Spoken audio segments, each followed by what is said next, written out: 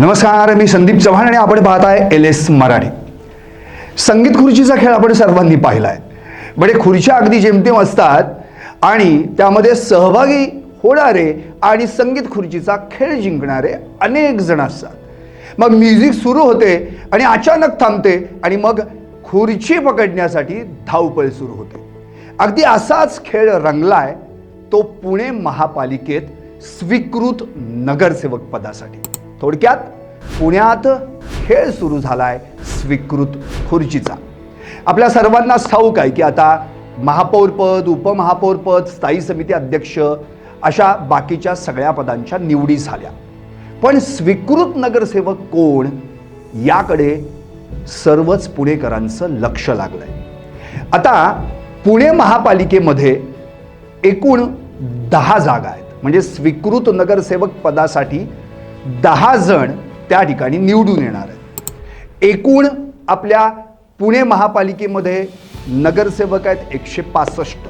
म्हणजे आता हे 10 ॲड झाल्यानंतर होणार आहेत 175. पण पक्षीय बलाबल जर आपण पाहिलं म्हणजे भाजपनं 119 जागा जिंकल्या. RPI सोबत म्हणजे रिपाई आठवले गट त्यांचे काही उमेदवार भाजपसोबत अर्थात भाजपच्या चिन्हावर लढले होते. नंतर दोन्हीही राष्ट्रवादी म्हणजे राष्ट्रवादी काँग्रेस अजितदादांची आणि राष्ट्रवादी काँग्रेस शरद पवार साहेबांची हे दोघेही एकत्र लढले होते. राष्ट्रवादीनं 27 जागा जिंकल्या, भाजपनं 119 जागा जिंकल्या. तिकडे शरद पवार राष्ट्रवादी काँग्रेसनं 3 जागा जिंकल्या होत्या. अर्थात काँग्रेस हा जो पक्ष आहे त्यानं मनसे आणि शिवसेना म्हणजे उद्धव बाळासाहेब ठाकरे यांच्या पक्षाची युती केली होती. पण त्या ठिकाणी काँग्रेसनं 15 जागा जिंकल्या आणि शिवसेना उद्धव बाळासाहेब ठाकरे गटाला 1 जागा जिंकता आली. अर्थात शिवसेना एकनाथ शिंदेची स्वतंत्र लढली होती, एकही जागा जिंकता आली नाही. वंचितलाही जागा जिंकता आली नाही. म्हणजे आता नगरसेवक स्वीकृत नगरसेवक या पदासाठी पक्षीय बलाबल जर आपण पाहिलं तर भाजपकडनं एकूण 7 जणांची निवड होऊ शकते. राष्ट्रवादीकडून म्हणजे अजितदादांच्या राष्ट्रवादीकडून 3 जणांची निवड होऊ शकते आणि म्हणजे 2 जणांची निवड होऊ शकते आणि काँग्रेसकडून 1 जणांची निवड होऊ शकते. म्हणजे एकूण 10 जागा, भाजप 7, राष्ट्रवादी काँग्रेस 2 आणि काँग्रेस 1. आता प्रश्न असा पडलाय की 10 जागांसाठी इच्छुक किती असतील? एक गेस करा, अंदाज. नाही सांगते? सांगतो. जागा 10 आणि इच्छुक 400. म्हणजे ही इच्छुकांची मांदियाळी पहा किती आहे. आता यामध्ये 400 पैकी 300हून अधिक अर्ज एकट्या भाजपकडे आले. म्हणजे जागा 7, भाजप पाठवू शकतं 7 जणांना, पण अर्ज आहेत 300हून जास्त. राष्ट्रवादी काँग्रेसकडे जागा आहेत 2, पण अर्ज आलेत 75 आणि काँग्रेसकडे जागा आहे अवघी 1 आणि अर्ज आलेत 15. त्यामुळं आता या 400 जणांपैकी 10 जणांना निवडायचं म्हणजे त्या पक्षाच्या वरिष्ठांना, ज्येष्ठ नेत्यांना डोकेदुखीच नाही का? कारण की झालंय कसं, एवढ्या अर्ज येण्यामागचं कारण काय ते आपण ऐकूया.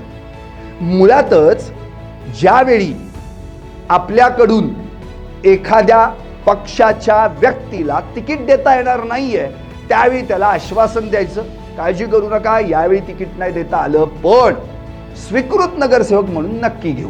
त्यामुळं ज्या ज्येष्ठ नेत्यांनी, वरिष्ठांनी या ठिकाणी उमेदवारांना घरी बसवून तिकीट न देता स्वीकृत नगरसेवक पदाचं लालूच दाखवलं ते यामध्ये निश्चितपणे अर्ज करणार असणार. दुसरी गोष्ट, ज्यांनी इतर उमेदवाराला तिकीट मिळालेलं आहे त्यासाठी प्रचारामध्ये कष्ट घेतलेले आहेत त्याला देखील मी पक्षाचा निष्ठावंत कार्यकर्ता आहे, मला तिकीट मिळालंच पाहिजे अशी ज्यांनी जी भूमिका घेतली होती त्याला तिकीट न मिळाल्यानं तो आता स्वीकृत नगरसेवक पदासाठी अर्ज करणार. त्यालाही ज्येष्ठ नेत्यांनी, वरिष्ठांनी शब्द दिला असेल. आणि राहिली गोष्ट पराभूत उमेदवारांची. आता जे भाजपकडून लढले पण पराभूत झाले, एकदा दोनदा निवडून आले तरी देखील पराभूत झाले, त्यांना देखील आता स्वीकृत नगरसेवक पदाचे वेध लागले असतील. पण मध्येच भाजपचे ज्येष्ठ नेते अर्थात मंत्री चंद्रकांतदादा पाटील यांनी स्पष्ट केलं होतं की पराभूत उमेदवारांना स्वीकृत नगरसेवक म्हणून घेणार नाही. आता भले त्यांचा जर आपण पत्ता कट केला तरी देखील उरलेल्यांची संख्या खूप आहे आणि अशा वेळी त्यातनं भाजपला 7 निवडायचे हे एवढं सोपं काम नाही आहे.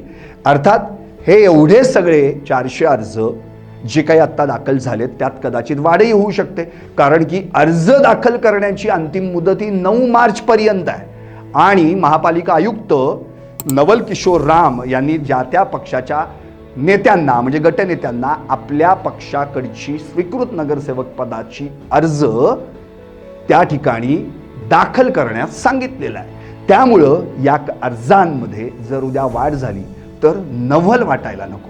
त्यामुळं आता जागा 10, अर्ज 400. आता बोला, हा खेळ जसा जसा रंगत जाईल तसं तसं त्या 10 खुर्च्यांवर बसणार कोण याचं उत्तर मिळत जाईल. पण एवढं नक्की आहे, सामाजिक कार्यकर्ते असतील जे कोणी उत्तमरित्या आपापल्या क्षेत्रामध्ये म्हणजे अभियांत्रिकी क्षेत्र असेल किंवा त्या जोडीलाच आणखी विधी क्षेत्र असेल, त्या जोडीलाच आणखी कला क्षेत्र असेल किंवा आधी विविध क्षेत्रांमध्ये ज्यांनी चांगलं काम केलेलं आहे, सामाजिक कार्यामध्ये पुणे महापालिकेसाठी आणि एकंदरीत पुण्यासाठी काम केलेलं आहे, अशा लोकांनी स्वीकृत नगरसेवकासाठी अर्ज करायचा असतो आणि त्यातून खरं म्हणजे स्वीकृत नगरसेवक पदासाठी त्यांची निवड करायची असते. पण आत्तापर्यंतचा अनुभव काय सांगतो? आपल्याच कार्यकर्त्यांना सामाजिक कार्यकर्ते दाखवायचं आणि त्यांना स्वीकृत नगरसेवक पदावर घ्यायचं. त्यामुळं आता भाजप, राष्ट्रवादी आणि काँग्रेस हे 3 पक्ष स्वीकृत नगरसेवक म्हणून कुणाला खुर्चीवर बसवणार याचं उत्तर लवकरच मिळणार आहे. तोपर्यंत पाहत रहा पुण्यात खेळ सुरू स्वीकृत खुर्चीचा.